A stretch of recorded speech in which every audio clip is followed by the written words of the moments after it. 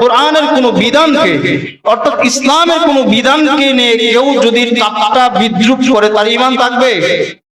ঈমান নষ্ট হয়ে যাবে। তার ঈমান যদি নষ্ট হয়ে যায়, আপনি থেকেও লাভ কি? বলেন। এত সুন্দর চেহারা, এত সুন্দর বডি, আর এত চমৎকার চেহারা, চমৎকার আপনার বক্তৃতা, চমৎকার ভাষা, সবকিছু চমৎকার, আপনি নেক আমলেও আপনি সবার চেয়ে অগ্রগামী, আপনার এই নেক আমলে অগ্রগামী থেকেও লাভ কি যদি আপনার ঈমান না থাকে?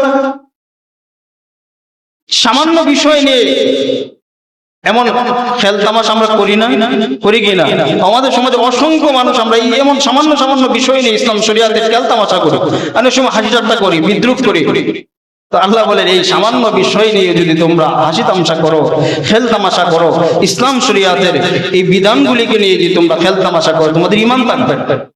ঈমান আমি চিনিয়ে নেব, ঈমান নষ্ট হয়ে যাবে। সূরা তাওবার 65-66 নম্বর আয়াত আপনারা তর্জমা করে দেখবেন।